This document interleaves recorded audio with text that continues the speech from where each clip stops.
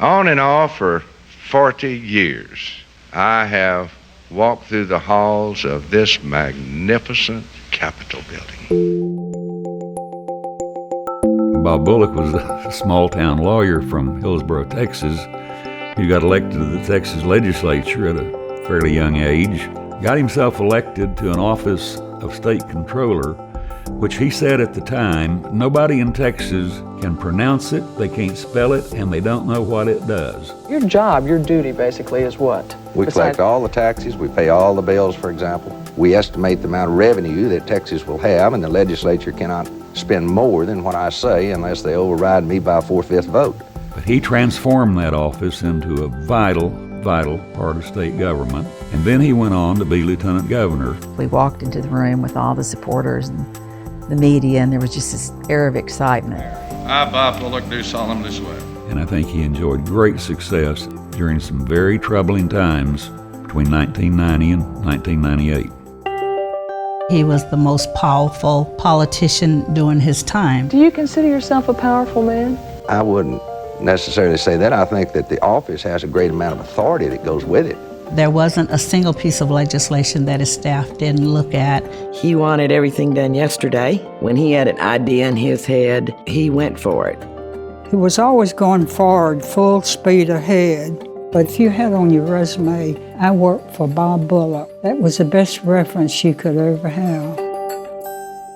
Bob was very much a contemporary thinker, a visionary. In the last 4 years, we've created the framework for a strategic plan for our future. He actually modernized state government.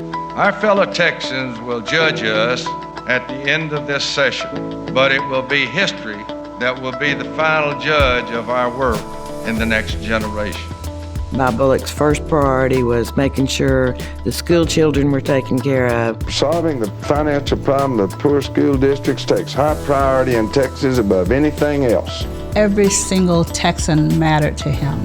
I will not give up on a generation of young Texans, and neither should you. Bob Bullock had a unique ability to pull everybody together.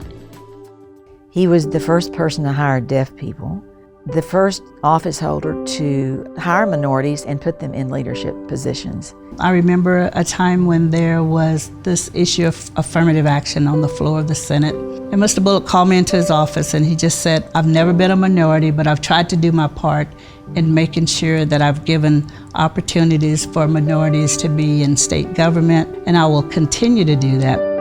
He was so well-read and so educated on the entire state of Texas. If we don't know where we've been, we sure don't know where we're going.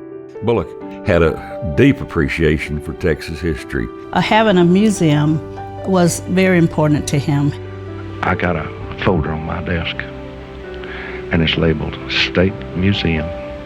He just felt like there needed to be a Texas State History Museum that children could come to and get a sense of the different eras of Texas history.